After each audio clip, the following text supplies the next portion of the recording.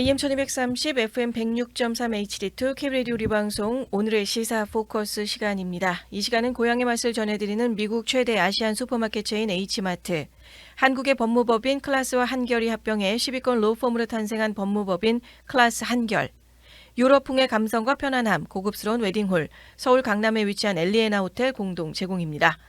오늘 전해드릴 주제는 트럼프의 최후 통첩, 그리고 하마스에게 평화냐 말살이냐라고 하는 주제로 전해드려 보게 됩니다. 중동의 화약 고인 가자 지구의 평화가 찾아올까요? 아니면 또다시 가자 지구가 불길 속으로 들어갈까요? 트럼프 대통령이 하마스를 향해 내려온 이 발언이 전 세계 외교가를 긴장시키고 있습니다. 하마스가 가자 지구의 통제권을 포기하지 않으면 완전히 말살될 것이라면서 전례 없는 강도의 경고를 보냈습니다. 이제 중동의 시계가 트럼프 타이머에 맞춰서 돌아가기 시작한 것이죠. 트럼프 대통령이 이번 협상을 두고 하마스가 제안에 동의하지 않으면 그 존재 자체가 사라질 것이다 라고 강력하게 경고를 했습니다. 휴전안이 총 20개 조항으로 구성이 됐고 그 핵심은 인질 전원 석방, 이스라엘군의 단계적인 철수, 그리고 하마스의 완전 무장 해제, 그리고 가자 지구의 통치 포기입니다. 그런데 하마스가 여기에 대해서 모호한 태도를 보이자 공개적으로 선택해야 된다. 평화냐 파멸이냐 이 두 개밖에는 옵션이 없다라고 단호하게 이야기를 하고 있고, 단순한 외교의 언어로서가 아니라 말살이라고 하는 그 단어가 협상용 압박이 아니고 사실상 군사행동을 예고하게 되는 최후 통첩에 가깝다는 표현이 됩니다. 이 안에 72시간의 데드라인이 설정이 되면서 지난주를 보내게 됐었고, 그 72시간의 데드라인이라는 게 지난 주말에 맞이하고 있었던 시간이었죠. 일요일 오후 6시까지 동의하지 않게 되면 세상에서 본 적 없는 지옥을 시작이 될 것이다 라고 이야기를 하고 있었고, 협박형 협상술이 다시 등장을 하면서 동시에 이스라엘에게는 폭격을 멈춰라 라고 요구를 하게 됐었습니다. 즉 압박과 중재자 이미지를 동시에 연출을 하고 있었던 것이고요. 이번 협상이 단순한 전쟁 중단이 아니고 트럼프 행정부가 주도하게 되는 중동판의 트럼프 평화안 2.0의 시대가 열린다라는 것도 우리가 생각해 보는 부분이 됩니다. 그의 목표는 명확합니다. 트럼프식의 평화를 통해서 미국 내의 정치적인 성과를 확보하는 것, 그리고 중동에서 미국의 영향력을 재확인하는 것입니다. 시간을 이렇게 시한을 두고 있다 보니까 하마스 입장에서도 일단 뭐라도 답은 해야 될 것 같고, 또 그런 분위기로 몰아가고 있었고, 일단 긍정적인 제스처를 보냈습니다. 인질 전원 석방 의사 밝혔지만요, 트럼프가 요구한 시간 자체가 비현실적이다, 절대 시간이 부족하다라고 하고 있고, 최소 10일에서 한 14일 정도의 단계적인 교환을 제안을 했습니다. 이렇게 그래도 72시간이라는 시간 안에 답을 줬다라는 거죠. 그리고 문제는 사실 무장해제입니다. 공격용 무기를 넘길 수는 있지만 이건 하마스에서의 입장이 됩니다. 하마스가 공격용 무기를 넘길 수는 있겠지만 방어 체계는 유지하겠다라는 거죠. 자기들도 목숨이 걸려 있다 보니까 이것까지 다 내줘다 보면 자기들은 죽을 게 뻔한데, 이런 안에서 결국 이 하마스가 존재 보장을 사실은 협상 카드로 삼고 있음을 의미하는 것이기도 합니다. 그리고 내부 안에서도 강경파와 온건파가 또 충돌을 하면서 트럼프의 그 데드라인 압박이 오히려 하마스의 내부 분열을 부추기고 있는 양상도 되고 있습니다. 한편 이스라엘의 네타냐후 총리는 트럼프의 제안을 원칙적으로 지지를 하고 그 서포트를 하면서 나가고 있는 부분이 있죠. 하지만 이스라엘 자체도 이스라엘 안에서의 그 현실적인 부분은 굉장히 좀 복잡한 것 같습니다.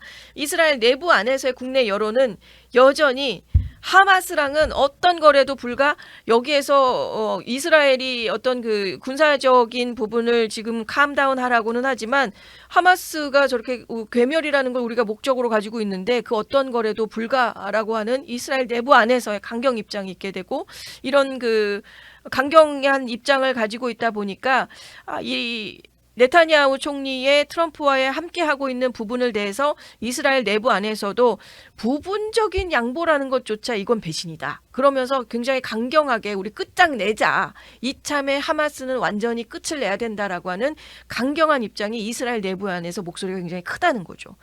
거기에서 트럼프 대통령이 이스라엘 폭격 멈추세요 라고 한 이 발언이 네타냐후 입장으로서는 정치적인 압박도 되고 국내 안에서 이스라엘 내부 안에서의 리스크도 될 수 있다는 점입니다.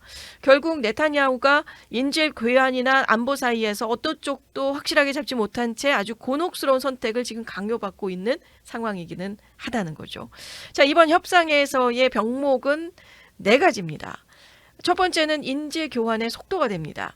72시간이라는 건 사실 물리적인 절대 시간이 불가능했다라는 것이고, 하마스는 여기에서 인질 교환 오케이, 교환은 하고 다 석방은 하겠지만 그래도 시간은 걸립니다라고 하는 거. 그 걸립니다라고 하는 이유가 중에 하나가 뭐냐면, 실제 지금까지 아직까지 이스라엘로 돌아오지 못한 인원은 48명인데 그중에 생존이 확인된 인원은 20명입니다. 그러면 28명은 생존이 됐는지 아니면 사망됐는지 그조차 지금 확인이 안 되고 있어서 이 나머지 28명에 대한 그 사망의 여부, 그리고 만약에 사망을 했다면 사망한 시신이 어디에 있는지, 이거를 지금 하마스 입장에서는 그 시간 안에 찾아낼 수가 없다는 이야기를 하고 있는 거고, 28명이라는 그 숫자 안에서의 아직까지 확인되지 않은 숫자를 찾아내기 위해서 자신들은 이 72시간이라는 게 절대 불가라고 강조를 하고 있는 부분이 되고 있었고요. 또 한 가지는 무장 해제라고 하는 정의입니다. 이게 공격용과 방어용, 이것을 어떻게 구분할 것인가라는 그 협상의 병목이 있게 되고요. 또 하나는 국제평화유지군의 권한입니다. 이게 단순 치안으로서 지금 있게 될 것인가, 아니면 무력의 개입까지가 그 평화유지군이 가지고 있을 수 있는 부분인 건가, 거기에 대한 병목이 있고요. 또 4번째는 가자지구 안에서의 통치입니다. 거버넌스인데, 그렇다면 이 안에서의 과도기 가운데 과연 누가 통치할 것인가라는 겁니다. 여기에서 제한되고 있는 건 팔레스타인의 기술 관료나 국제 감독 혼합 모델이 거론이 되고 있는 거죠. 팔레스타인 안에서 자치적으로 할 수 있게끔 하되 거기에서 국제의 감독은 같이 있어야 된다라고 하는 전제 조건을 가지고 있고, 거기에서의 합의를 가져야 되는 포인트들이 있다라는 핵심 4가지의 병목들이 있게 됩니다. 근데 이 중에 하나라도 어긋나게 되면 트럼프가 얘기했었던 휴전 아닌 그 괴멸, 이 재전쟁의 신호로 우리가 해석을 해볼 수도 있게 된 것이죠. 자, 이 모든 협상이 벌어지는 배경에는 2년째 계속된 어제 10월 7일이라는 날짜가 하마스가 전격적으로 2년 전에 그 미사일을 대대적인 미사일 공격을 감행하면서 시작되게 됐던 이스라엘과 하마스 간의 전쟁 꼬박 2년이 되는 날이기도 했었습니다.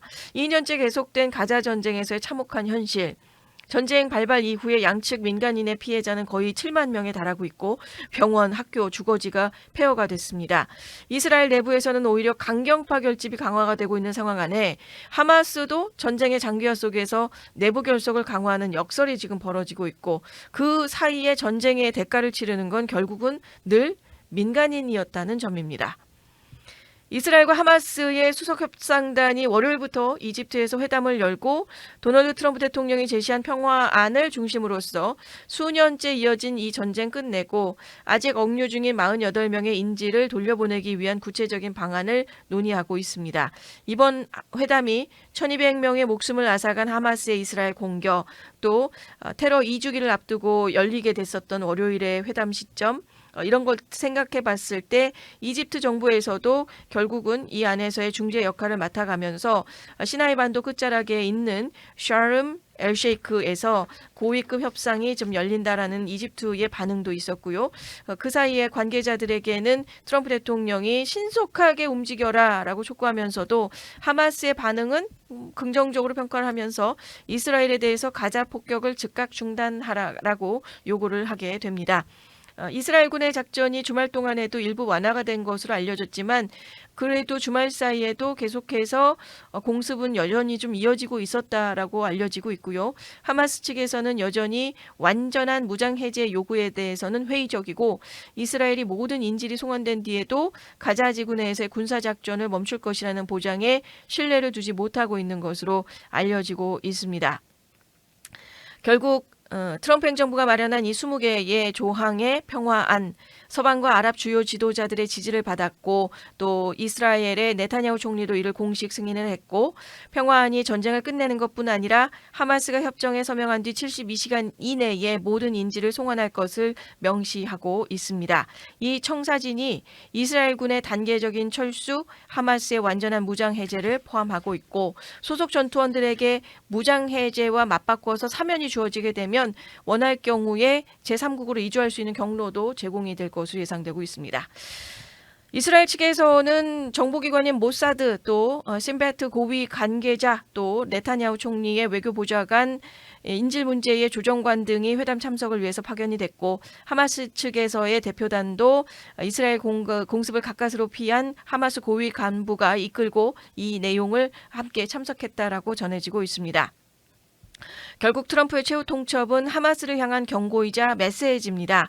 하마스는 지금 선택의 기로에 서 있습니다. 평화의 길을 택하면 생존할 수 있지만 폭력과 억압을 고집한다면 역사가 그들의 이름을 지워버릴 것이다 라고 강조를 하고 있고 시한 안에서의 트럼프의 거래 외교가 진짜 평화를 만들어낼지 아니면 또 다른 불씨를 남길지 지금 이 순간에도 중동의 하늘 아래에서 결정되고 있습니다. 2년 전 10월 7일 세상은 충격에 빠졌습니다. 하마스의 기습 공격으로 1200명이 희생되고 251명이 인질로 끌려갔던 그날, 그로부터 정확히 2년 뒤인 어제의 10월 7일, 지금 트럼프 대통령이 전쟁의 종식을 선언하기 위해서 마지막 중재 무대에 서 있습니다. 그의 이름을 둘러싼 평가가 여전히 엇갈리지만 이번만큼은 분명한 사실이 있습니다. 트럼프 대통령이 정치적인 계산이 아닌 거래의 기술이 아닌 평화의 기술로 접근하고 있다는 점이고 이번 협상에서 양측 모두에게 쉽지 않은 조건을 내걸었습니다. 이스라엘에게는 즉각적인 폭격 중단, 또 하마스에게는 완전한 무장 해제, 그리고 그 사이에 놓인 48명의 인질, 또 그들의 생사와 귀환 모든 협상의 출발점으로 설정을 하고 있습니다. 20개 조항의 평화안, 전쟁의 종식을 넘어서서 중동 전체의 질서를 다시 짜는 시도로 평가를 받고 있습니다. 하마스에게는 항복을, 또 이스라엘에게는 복수 대신 안정을, 그리고 세계에게는 트럼프식의 평화의 청사진을 제기하고 있는 것입니다. 이 길이 순탄치는 않습니다. 하마스가 완전한 무장을 내려놓을 수 있을까요? 아니면 이스라엘이 안보 불안을 감수할 수 있을까요? 여전히 의문은 많습니다. 하지만 트럼프는 속도를 강조합니다. 이제 말이 아닌 행동의 시간이 되고 있다고 강조하고 있고 과거에서의 복잡한 외교 문법이 아닌 실용적이면서 결과 중심적인 접근으로 하고 있다는 점이고요. 그리고 오늘 전 세계는 다시 한번 트럼프의 손끝을 주목하게 됩니다. 그가 중동의 불씨를 끄는 대통령으로 기억될지 아니면 또 다른 불안한 휴전의 설계자로 남을지 아직은 알 수 없습니다. 상처의 기억에 남은 날에 트럼프 대통령이 다시 한번 그 상처 위에 평화를 심으려고 하고 있습니다. 어쩌면 그 씨앗이 이제 막 싹을 틔우기 시작했는지도 모르겠습니다. 이집트의 사막 한가운데 싹 트는 새로운 중동의 지도, 그 결말이 어떻게 끝나든 오늘 이 순간만큼은 트럼프라는 이름이 평화를 향한 리더십으로 기록되기를 바라게 됩니다. 오늘의 시사 포커스 여기서 마치겠습니다. 고향의 맛을 전해드리는 미국 최대 아시안 슈퍼마켓 체인 H마트, 한국의 법무법인 클라스와 한결이 합병해 10위권 로펌으로 탄생한 법무법인 클라스 한결, 유럽풍의 감성과 편안함, 고급스러운 웨딩홀, 서울 강남에 위치한 엘리에나 호텔 공동 제공이었습니다. 오늘의 시사 포커스를 시청해 주셔서 감사합니다. 최근 시사 소식을 더 자세하게 알고 싶으시면 구독과 좋아요, 알림 설정을 꼭 눌러주세요.